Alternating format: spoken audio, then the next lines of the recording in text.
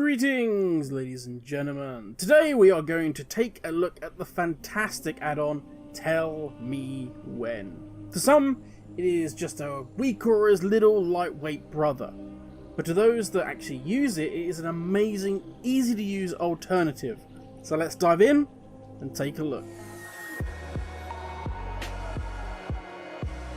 Now, TellMeWhen is developed and maintained by Cyberloris. Apologies if I butchered that. So rather than me tell you all about what TellMeWhen can do, let's see what the developer themselves has to say about it. TellMeWhen is flexible. Icons can be tracked with any of the following things: cooldowns, buffs, debuffs, reactive abilities, temporary weapon enchants, totems, rune cooldowns, internal cooldowns, other cooldowns, diminishing returns, spellcasting. In short, TellMeWhen is a simple to use tool, enabling you to monitor your character and the environment around you much easier, meaning you can concentrate more on getting the most out of your character. Now, I said in the intro, many see TellMeWhen as simply the little brother to WoW, and I can see why they think that. But having all these amazing features that WoW gives us is only really of help if you know how to use them. I've seen so many times someone trying out a new class, and the first thing they do, the first thing they're told, hey, go on and get your WoW for that class, just download it, boom, you're done. But they have no idea how all those components fit together. They have no idea how it actually works. You're just simply importing someone else's work without really understanding it. And this can be a real pain. I'd say something like patch days when things sometimes go a little crazy. Or if you simply just want to change something. Now, this isn't me hating on WoW. I use WoW a ton. I think it's an amazing tool. But it can be extremely overwhelming, especially for a new player. So let's start with something simpler. Something a little more user-friendly. Because if you build it... you will come. What? No. If you build it, then should something go wrong, you can fix it. You can change it to suit your gameplay. Because of this, you will also understand your class more, how the spells and the abilities are meant to interact with one another. It's a win-win. So let's take a quick second to talk install. On a personal note, I would recommend using WoW Up for installing and updating all of your add-ons. Then it's as simple as just searching for TellMeWhen, hitting install, job done. If you want to know more about how to install add-ons in various other ways, check out my shameless plug install video. I'll give you a guide to whether you want to install them manually or using various other apps. So we've got TellMeWhen finally installed. Enough now with the preambles. Let's get into the main event. When you first load up WoW with TellMeWhen, you'll notice two things. This rather fetching pink hand, and the other being 4 boxes right in the middle of your screen. This is called a group, and it is really the foundation of TellMeWhen. Now, as you can see here, we are on Syllable from our Let's Play. Now, this is a good time to learn probably the most important command there is for TellMeWhen, and that is /TMW. This is the command that will enter and exit TellMeWhen's config mode. A quick side note here, you will always exit config mode upon entering combat. This can be changed, and we'll talk about that in a little bit. Now, TellMeWhen has no minimap button, so you may wish to create a macro to enter config mode rather than having to type it every time. Now, simply go to the game menu, select macro, then create a macro in general. This means that it's available to all your characters rather than one specific. Give this macro a name and an icon, whatever you fancy. Then in the main box put /TMW. Save and then drag this button somewhere helpful on your screen. So with that all set up, let's go ahead and open up TellMeWhen. We shall start with working our way through the 3 main sections.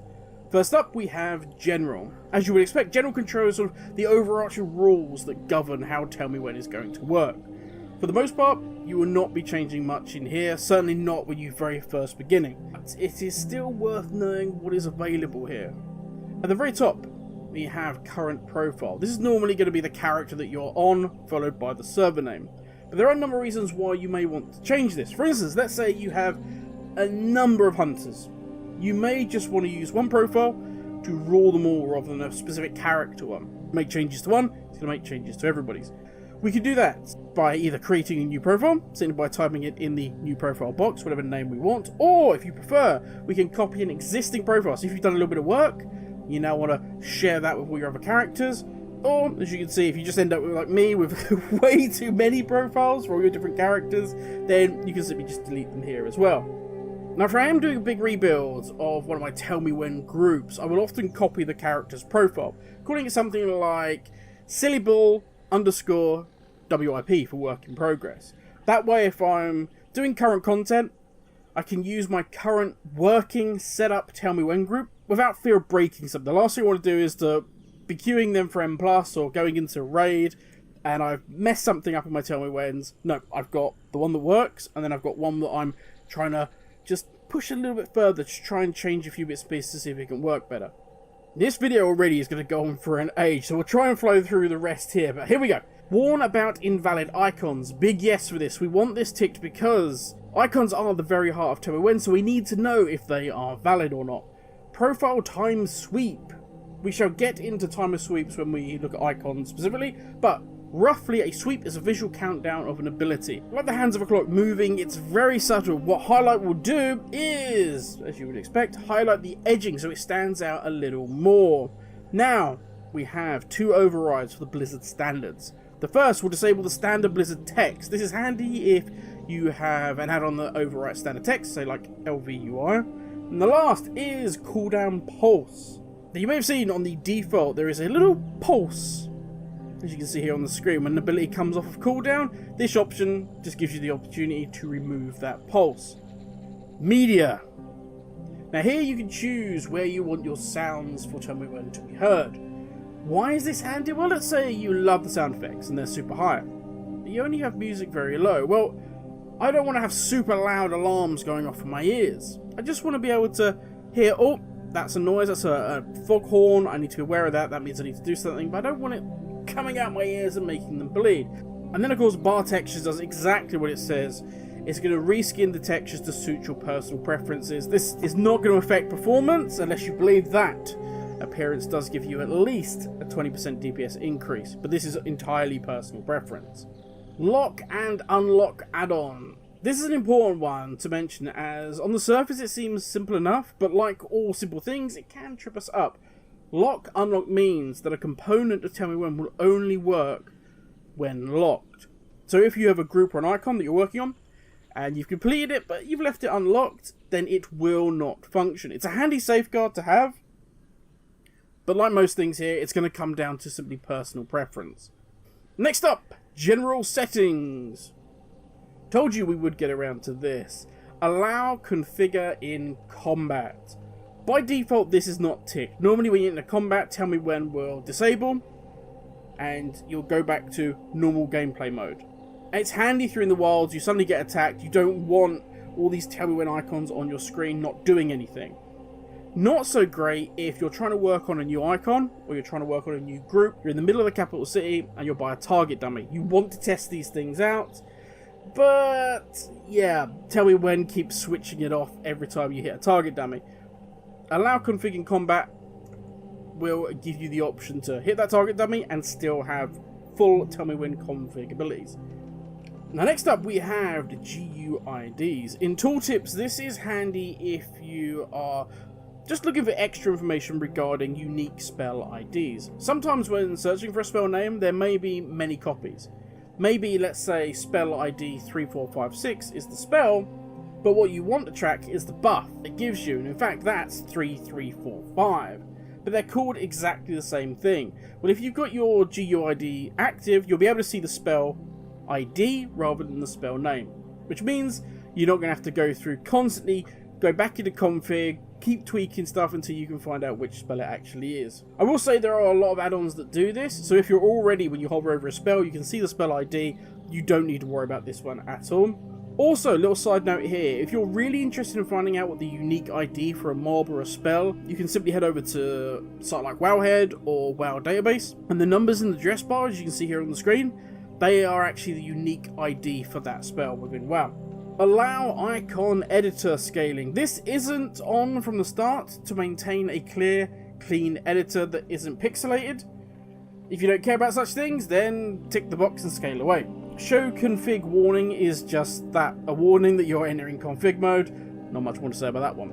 In-game sharing. Now this one allows TMW users to send your data Handy if your guildie, say, wants to share a TellMeWhen that saves you the hassle of going outside of WoW and having to go to Discord and grab the text or something like that. If it feels safer having that option disabled, then that's fine. Again, this is all personal preference. Notify of new versions is, well, yeah, kind of what you think. You're going to get notified that there are new versions available. Update interval is how often each icon is checked against various conditions.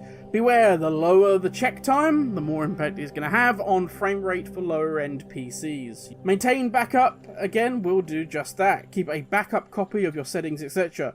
Just be warned, this does mean that TellMeWhen will be loading and saving twice as much. So load times will be a little bit longer. So if you keep a consistent backup yourself, then you may want to turn this off. Fresh import source will create a copy of your settings when TellMeWhen is loaded. Keeping a clean copy before any changes are made. It will slightly increase again memory usage, but you need to be running on less than like 2 gig of RAM for that to really be an issue. Bar timer. These are the colours for abilities on cooldown. Finally a backdrop colour. This is the colour shown behind the bars. By default, this is clear. But have you ever seen it where people have the bars slowly go down, and then all of a sudden somebody dies and the bar goes black? It's that kind of thing. And that is the general settings. Yeah. Now we can get into the meat and potatoes of TellMeWhen. Groups and icons. So before we go off creating groups like a mad one, let's take a second to figure out what we want and roughly where we want it to be. The truth is, there is no perfect setup. The very best WoW players will tell you the best UI is the one that gets the best results from you, the player. Who cares if you're using your favourite YouTube or Twitch star's UI? If you keep dying at the start of every pull, it just means it's not working for you. The rough rule that I have personally that works for me is I keep a nice big rectangle in the middle of the screen clear, so I can see I'm not standing in fire. Then below that are my abilities, sort of my offensive ones and my defensive ones.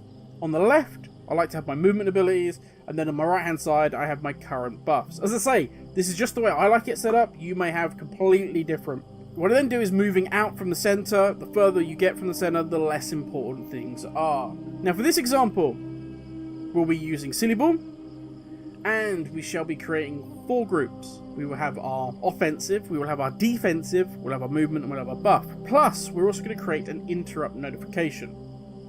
So first up, let's set our various groups. Now we shall start with movement. Now we're looking for this to be located on the left hand side, and we want it going vertically. So first up, we shall change the rows to 2 and the columns to 1. Now you will see in the bottom right corner 3 lines. This can be dragged around to add or remove squares or to change the size. Now we have the number of squares or icons correct. We want 1 for cheetah, 1 for disengage, and finally we're going to have 1 for feign death. So with our group created, we are going to go into our first icon. And the first thing you need to do is to look at what it is you want to track. So here we want to look at spell cooldowns. We want to know when the spell is going to be available to use. You can either enter the ID of the spell or the name, as we spoke about before. If it's possible, try to use the spell ID. This is where having the GUID switched on is a big help. And that's it. We repeat the same with our other 2 spells. And there you have it. All of our movement spells are complete. It's that simple to start to set it up. But we want to go a little bit further. Because as you can see here, if I use disengage, it just disappears. Well, I kind of want to know when that's going to be available. How long have I got? Is there something we can do to show that cooldown? Well, you bet there is. Back into editing we go. So right click on disengage. You can see that we have timer options. The main 2 here are show timer, and this will add a sweep to the spell as we were talking about before. The other option is timer text. This is my personal preferred, is I actually want to see a number counting down. Now what we also want to do here is to change the opposite of the settings. The reason for this is if we keep this at 0 when it's unavailable, that means we're not going to see anything. So we need to up this a little bit. We're going to adjust not ready to 25%. This will give us a very faint image of the icon, so we're not going to confuse it with it's available. But now we'll be able to see the time remaining until the spell is ready again. And as you can see, when we come out of edit mode, we use disengage again, and there we go. We can now see that it is on cooldown, and we can see how long we've got left to go. So exactly like that, we're now going to go ahead and we're going to create our offensive, defensive, and our buff bars. It is entirely up to you, personal preference, how many icons you wish to show. Now currently on Cellibor, I'm only at level 15, so we're just going to have 5 icons on offensive and 5 icons on defensive. This you can change as you want, as you get more abilities, as you level up. You can add or subtract whatever you want from here and move things about. Now we start to populate these just as we did with the movement abilities. We select spell cooldown, we enter the spell ID. If you want to change the ability, then you go for that. Add timer if you want, go for that as well. Then it's rinse and repeat. Literally we just keep populating these bars of all the things we think we want to track. And through the magic of editing, there we go. So you now see I've got all my spells all there set up. I've done the 25% when they're on cooldown, and I've also added the timer for each of these, so you can see if I use these abilities. There we go.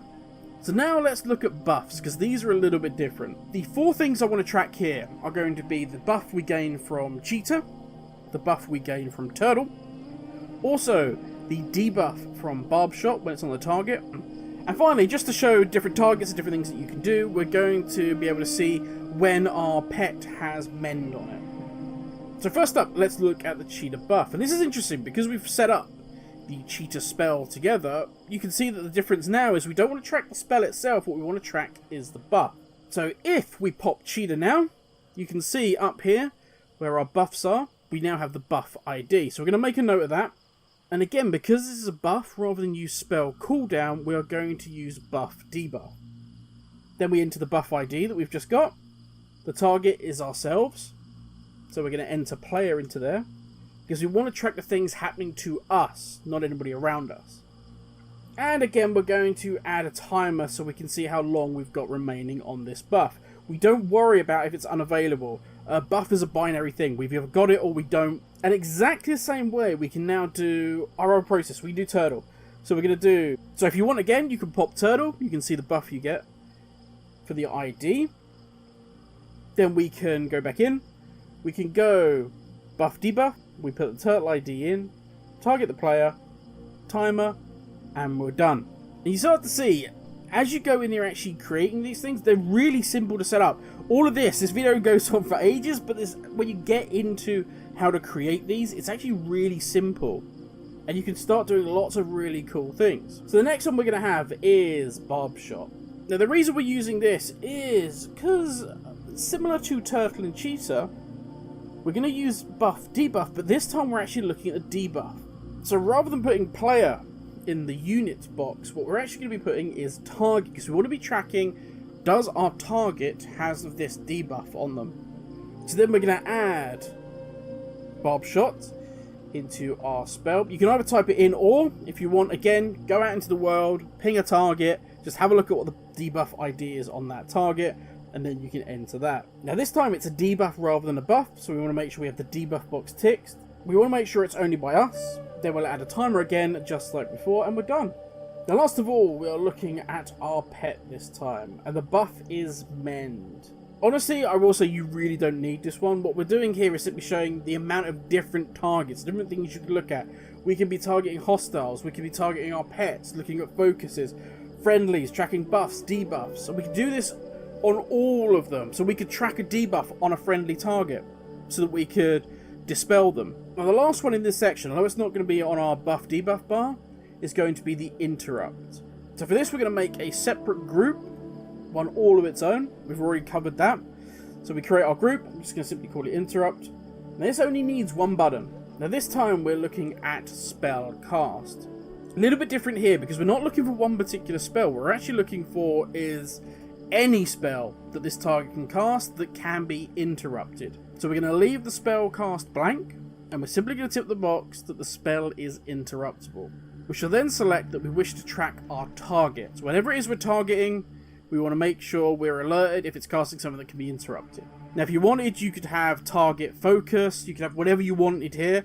So you could have your focus on the boss, and it would alert you that the boss is casting something that can be interrupted. So you start to see, when you get an understanding, when you get comfortable with this, how many different things you can start to do. Now, as we're not actually assigning this to any particular spell, what we can do is we can go to this box over here, and we can put in our own interrupt ID. Whatever your interrupt happens to be, You put the spell ID in there, or the spell name, so for instance, kick. And what this will then do is give this icon, rather than a giant red question mark, instead what it's going to do is show you a picture of your interrupt ability. Now there's one problem we have with this, because currently all this is going to tell us is, hey, that spell the mob's casting, that can be interrupted. But what if we, not long ago, have used our interrupt? What if it's on cooldown? This isn't helpful because I'm going to try and use my interrupt again, and it's not going to be available. That's why we have something called conditions, and we can add that now. Conditions are basically just a way of layering different commands on top of what we already have. So we already have something that tells us if the mob is casting, I want to be told that it's casting something that I can interrupt. A condition that says, but my interrupt needs to be available. That's all we're adding in. It's that simple. So we're going to go and select from the list, first up, spell cooldown. Then in the spell ID, we're going to enter whatever our interrupt is. We then want that spell to equal usable, which it does right now. So we can leave that, and that is our interrupt tracker done. So already we're starting to do advanced things. We're starting to say, hey, I want to see if this thing is interruptible. But I want to know that my interrupt is available so that I can interrupt it. Now at this point, you can see here, we have our interrupt tracker is done. We have our movement abilities. We have our offensive. We have our defensive. We have our buffs. If we go out and we do a little bit of combat, you can see it all starting to kick off, all starting to work. It's great to see. So at this point, you're done with the basics of Tell Me When. If you want to keep playing about, you want to keep trying new things, as I said before earlier in the video, feel free to just make a copy of this profile, and then you can play about to your heart's content. You're not going to break anything. What we're going to be looking at next in part 2 of this video is the more advanced interaction between spells, because spells are not separate entities. They generally have interactions between different spells, and that's what we need to tie in next. But that, as I say, is for the next video. Thank you everybody for watching. Stay safe, and I'll catch you all in the next video. Laters everyone.